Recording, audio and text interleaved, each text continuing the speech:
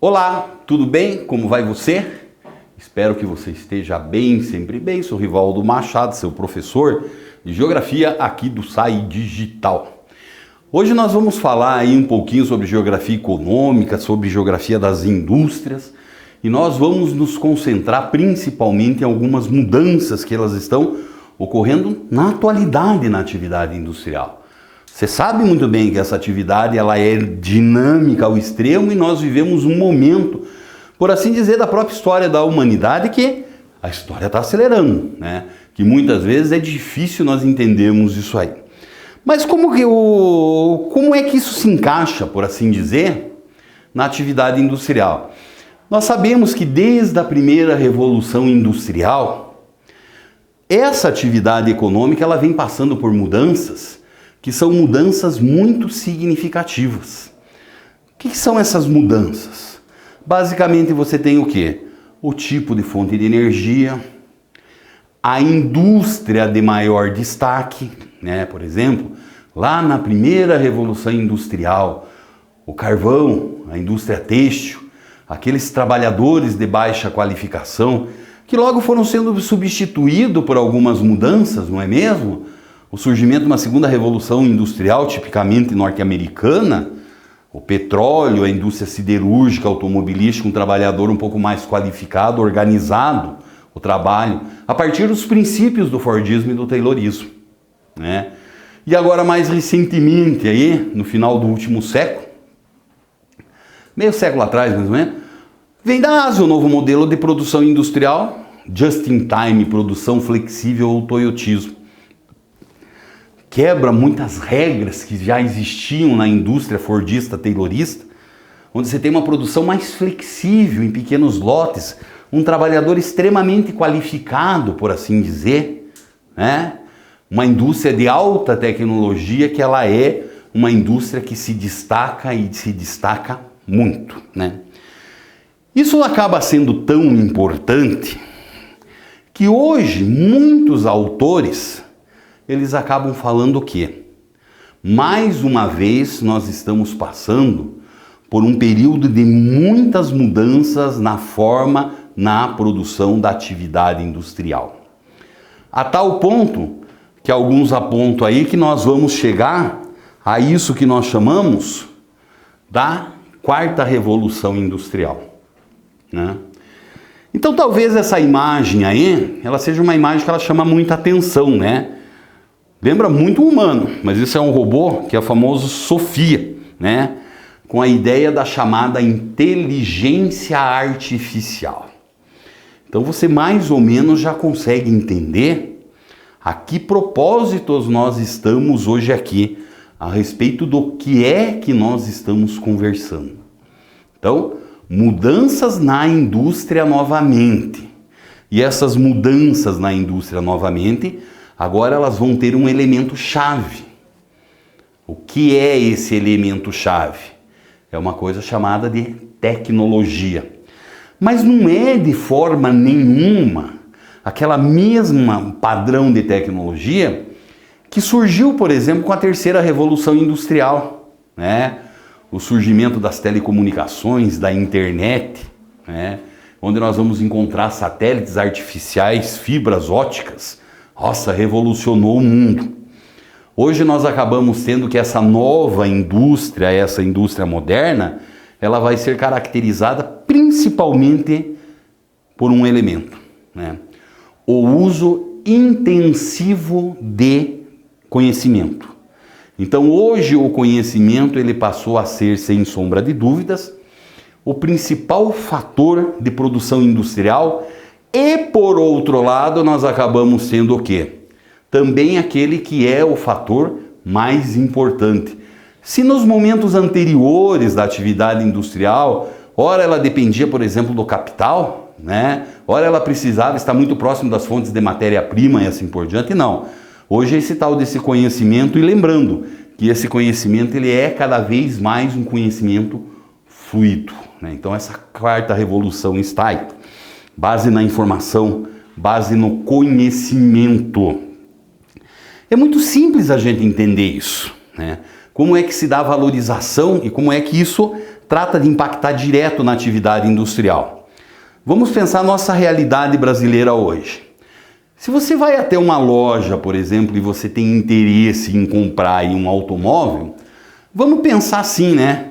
Que um automóvel hoje, eu não sou um grande especialista, mas um automóvel popular com 35 mil reais, você sai com um carro zerinho da concessionária. Mais popular, tá? Então você sabe muito bem que esse automóvel, ele é um fruto, é um produto típico de segunda revolução industrial. E nós não somos especialistas também, mas nós conseguimos imaginar que a produção do automóvel não é a tarefa mais simples que nós temos no mundo. Você vai precisar de muita tecnologia também, você vai precisar de pouca mão de obra hoje em dia, que é uma produção muito automatizada. Além disso, nós acabamos percebendo o que nós encontramos aí também, né? Muita matéria-prima, se gasta muita energia na produção disso, se polui, a emissão de poluentes é uma coisa gigantesca. Mas se produz o automóvel e a indústria automobilística, ela passa a ser o quê? Uma atividade que é uma atividade muito importante. Tranquilo. Mas já não é mais o automóvel uma coisa típica de terceira ou muito menos de quarta revolução industrial, né?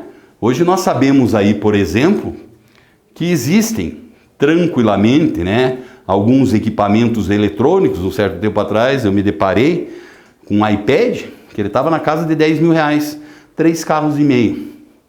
Esse novo produto tecnológico ele é fruto dessa nova indústria. Daí a pergunta que fica para nós é mais ou menos a seguinte: qual é o produto que ele vai necessitar de maior investimento, mais conhecimento? É o iPad, o automóvel menos. Mas só que a produção do iPad ou de um automóvel dos 3 equipamentos aí, o 3,5, esses 3 equipamentos eles consomem menos matéria-prima, uma menor quantidade de energia, poluem menos e necessitam de menos mão de obra, tá? Para gerar o mesmo valor econômico. E eu te digo uma coisa, você pode ter certeza absoluta que os equipamentos eletrônicos eles vão gerar um lucro maior para o fabricante que o da indústria automobilística, né? Mas o que é que tem de valor em cima daquilo? Onde que a gente enxerga o valor? É justamente na grande marca dessa quarta revolução industrial. É a quantidade de conhecimentos que já começou lá nessa terceira revolução industrial. Para chegar àquilo, foi necessário muita pesquisa, muito desenvolvimento. Então é isso que justifica. Então você pega, por exemplo, os países ricos e desenvolvidos, hoje eles não têm interesse mais em ter indústrias automobilísticas. Não é o centro, o foco. Por isso que eles vão mandar a parte significativa dessas indústrias para onde? Aí para nós. E eles estão interessados em quê? Eles estão interessados justamente nisso aqui, ó, né?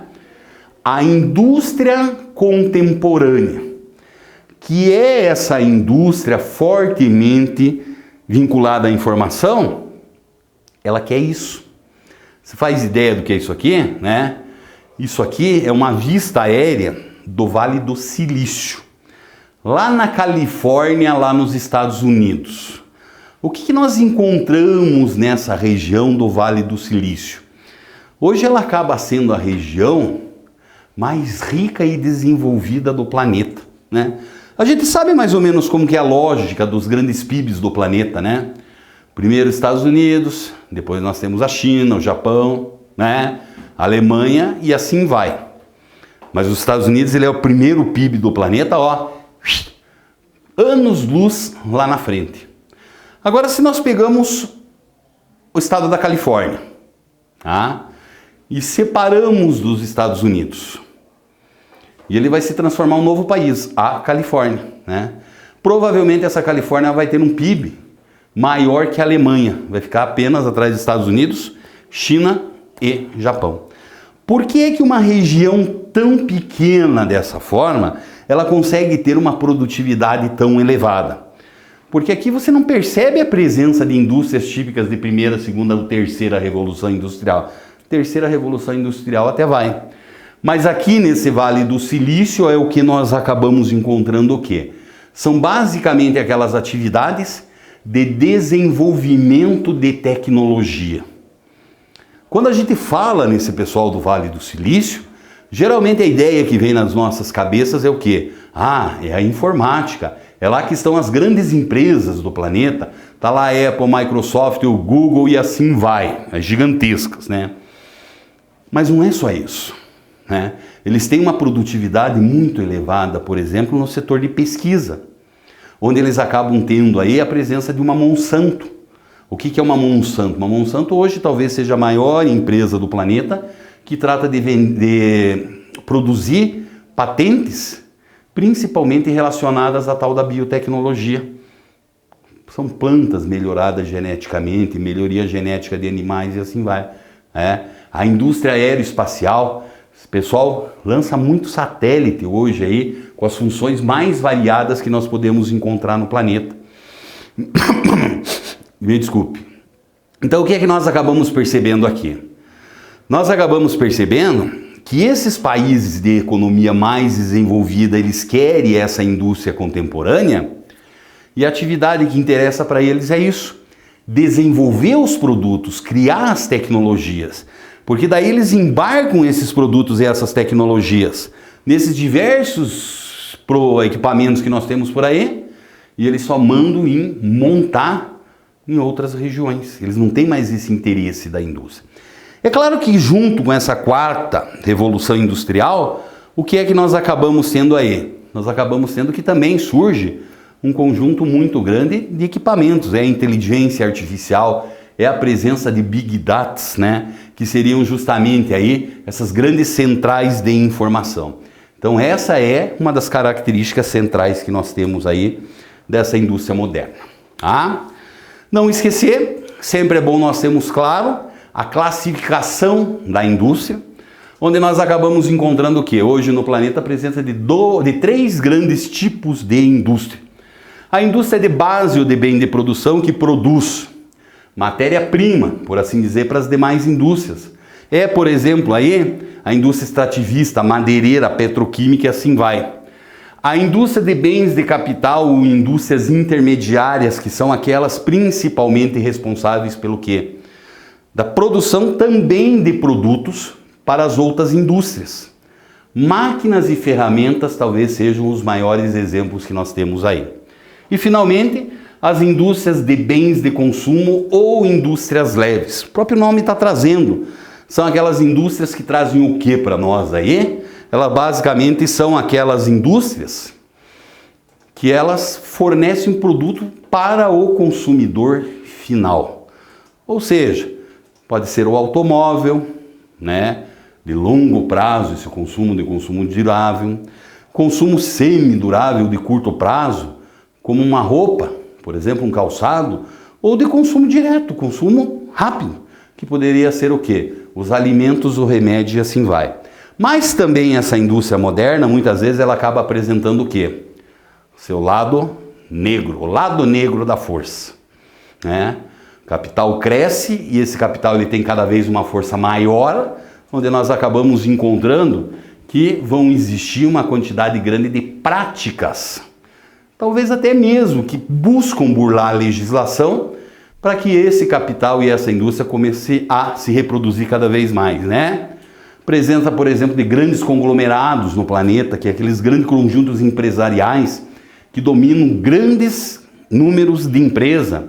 A prática dos monopólios, dos oligopólios e dos cartéis, que são práticas sem sombra de dúvidas, que visam de uma forma ou de outra, está burlando, por assim dizer, cada um de uma diferente forma, as chamadas regras de mercado, fazendo associações para buscar burlar essa concorrência aí, através, por exemplo, da construção, da criação de grandes holdings, que são empresas que abracam diversos setores da economia.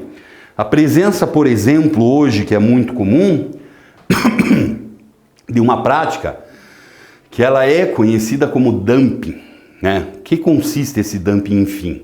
Esse dumping não é nada mais, nada menos que o mercado está funcionando de boa, certo? Existe uma concorrência, diversos produtores, tudo como segue a regra, né?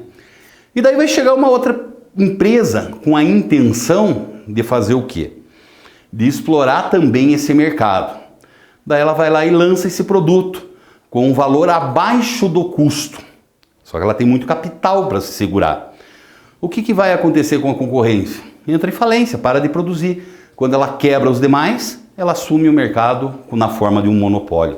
Então essa também é uma prática ilegal que nós encontramos, muito comum nesse capitalismo contemporâneo. Tudo bem? Tudo legal? Então tá bom. Um grande abraço para você.